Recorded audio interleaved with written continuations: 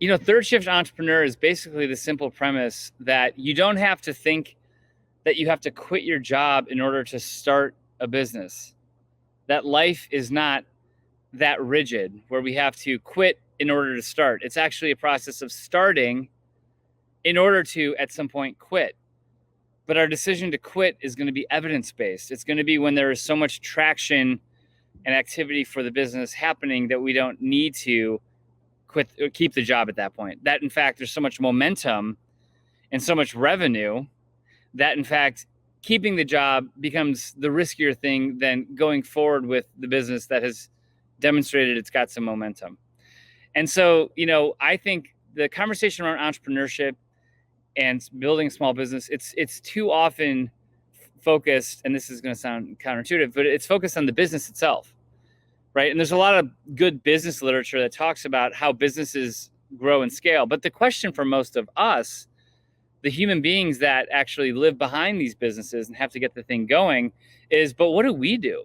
Do I quit my job? How do I afford to do this? How do I know when it's time for me to go all in on this thing, or are there safe ways that I can test it? And I think it's these sort of lifestyle questions that we face before the launch of a business that are the reason more of us aren't starting businesses. I think we find it intimidating, we find it paralyzing, we don't know how to move past it, and so we don't. Or we do something on the other extreme, which is we take an irrational risk. We quit, we pour all of our money into something that's untested in order to find out whether or not there's a market for it. And so we are offering a third way, which is the third shift entrepreneur. The first shift, of course, is your day job, what you do for a living, getting paid.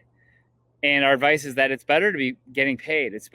You're in a stronger position to start a business if you already have a job, if you're already getting paid. The second shift is, of course, your family and the things that matter to you, your commitment to your community, being an active citizen, being a good spouse. And then the third shift is what you get to do. It's the creative space that you create for yourself to build what's next. And I think people that are thinking strategically in this economy are pursuing and cultivating and curating what could be next. I think smart entrepreneurs always have an eye on today and always have an eye on tomorrow. And having an eye on tomorrow doesn't just have to mean, thinking about it. It can actually mean trying some things, putting some things out there, having a strategy of controlled experimentation to see if there could be a market for a future state opportunity, and then building into the response that you get from people that could ultimately be customers. And so this is a strategy and a platform for people that can't afford to quit their job, but still do have a dream and still do want to pursue something towards their own personal fulfillment. Success, in my view, is that we have more people that are starting businesses, getting fulfillment for their own selves and their lives, but also delivering economic returns for their family and for their community and for the people that they hire, and doing it without creating a financial liability for themselves. And that sounds optimistic, but I've done it in my own life several times, and I've seen it done in other people's lives hundreds of times. And so I know that this can be done, and I actually think that there's a strategy and a playbook on how to do it, which is why we built the Third Shift Entrepreneur Canvas, which is why we wrote the book, which is why we're offering courses and building lots of other content to help unlock the potential to be an entrepreneur. So that's not just something that a few people in Silicon Valley have the privilege of doing because they're highly networked or they're highly resourced or because they give the perfect pitch, but it's actually something that people like you who is watching this right now, people like me, people that don't look like me, people that are first-time founders, people that are in their 60s, people that don't have college degrees, that they too can be entrepreneurs, and that there's a way to do this stuff, and that people that have been successful, they almost do it intuitively. And what we're trying to do is demystify that process and say, no, there's actually a strategy here, and there's actually a playbook, and you can also do it. So my hope is that this book,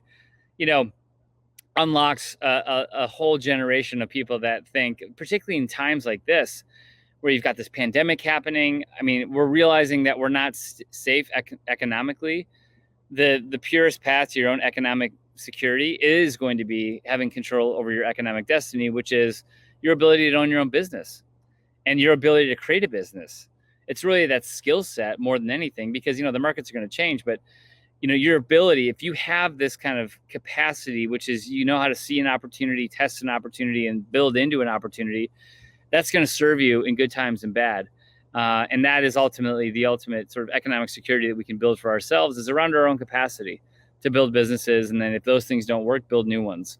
And that's a skill that's going to serve you, I think, across your whole life.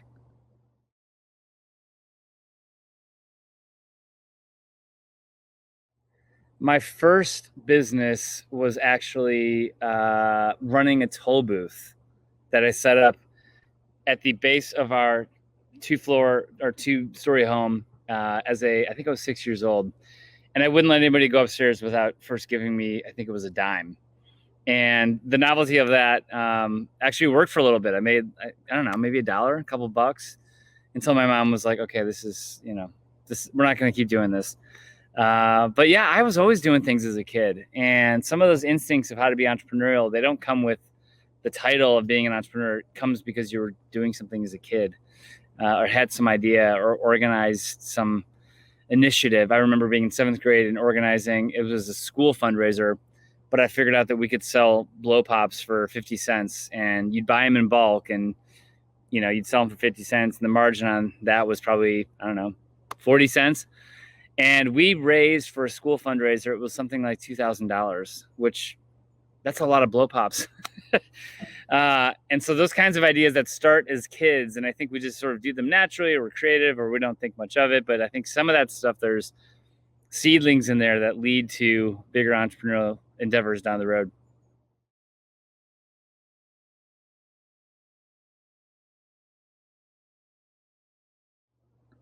I think having, been in the military, having worked for Fortune 100 companies, having worked for small companies, and then ultimately having started my own businesses, and having worked in the non-for-profit sector, a lot of what I come back to is just the fundamentals about leadership and management, which, in some ways, it's almost embarrassing to say these things out loud, but being polite, being professional, being on time, having, your grammar be correct, having a to-do list and an organized system, getting the to-do list done.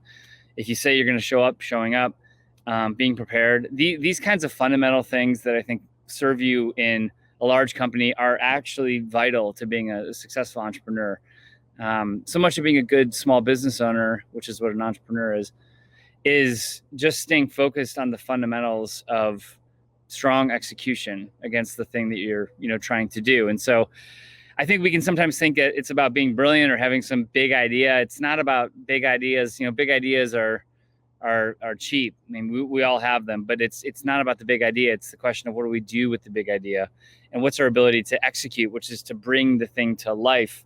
That's what matters. And I think early experiences in the military, for sure, and then working in the corporate sector, really cement for me the importance of just getting it done, being reliable, getting it done, being professional. Ultimately, as an entrepreneur, the hope is that you grow and that you're going to have a team. So the fundamentals of leadership absolutely apply. And being a good and reliable leader, that stuff is, it's going to carry you far, I think, as an entrepreneur. And we talk a lot about sort of the innovation side of the house of being an entrepreneur. I don't think that we talk enough about the fundamentals of being a good manager, being a good employee, because you work for this thing, and being reliable. And those things, working hard, being reliable, being professional, and working fast, I think are also, those are the fundamentals that make for a good entrepreneur.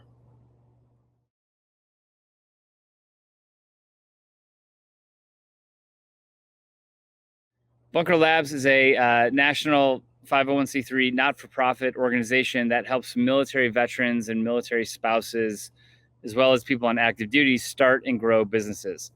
And so for me, I transitioned out of the Navy earlier in my professional life, and had done a few things and then started a business. And I just thought, that it would be great if there was an interest to help other veterans start businesses. And so we started this organization about 6 years ago, and today we have chapters in 35 cities around the country. And we continue to grow and expand with a full-time team of about 28 folks and about 170 volunteer city leaders. And we serve about 3,000 entrepreneurs every year. And we do it through programming. We do it through networking events. We do it through a partnership with WeWork. We do it through an online platform called Bunker Online. What I've learned about entrepreneurship is that it really does take a network.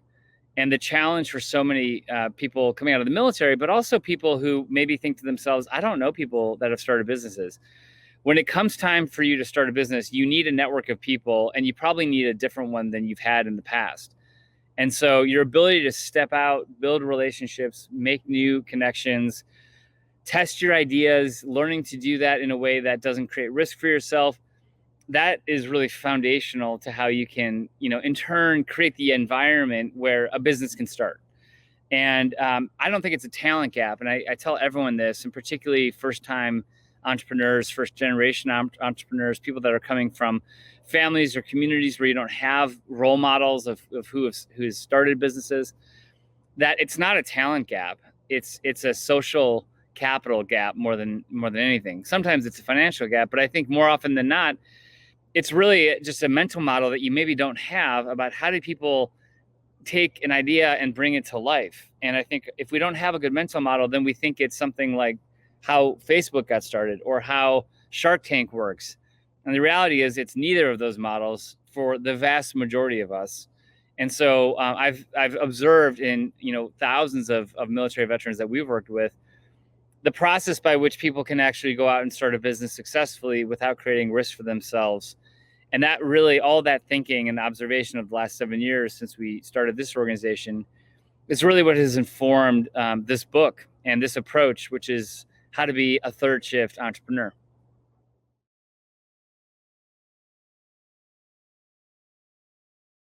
Well, I've given a lot of advice, but I think for entrepreneurs, what I want to tell you is if you're an aspiring entrepreneur, let me first say that that's loaded language. You might just be a person who says, I've been thinking about the fact that this one thing is really broken in our society, or I've been thinking a lot about how every time I turn the corner on Main Street and Third, how there is one really busy restaurant and there's a vacant storefront across the street and no one's taking advantage of it.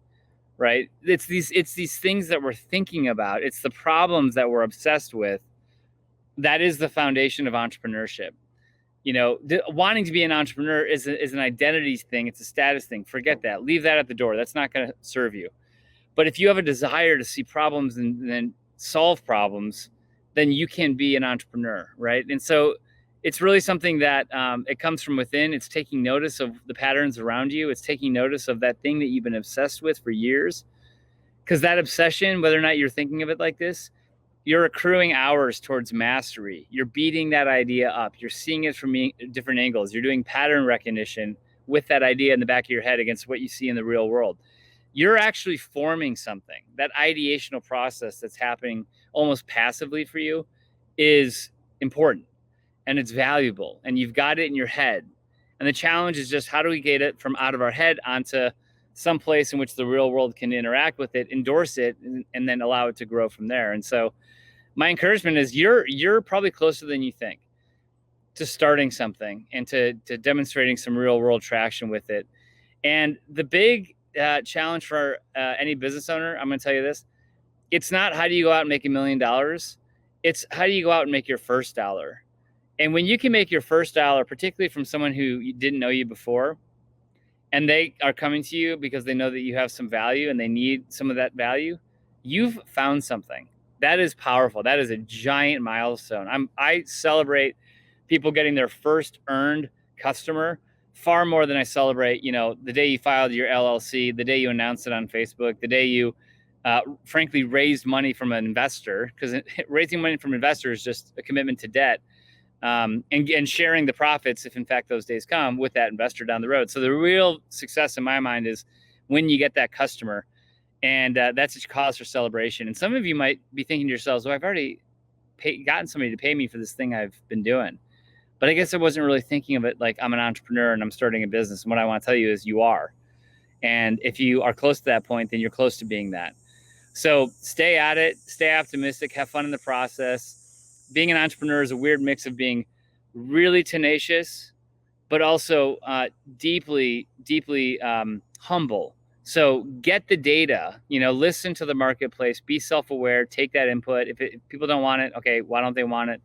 But also being tenacious to keep going. And if you can do those two things, you're going to be successful. And I'm excited for it. Consider me a cheerleader for you.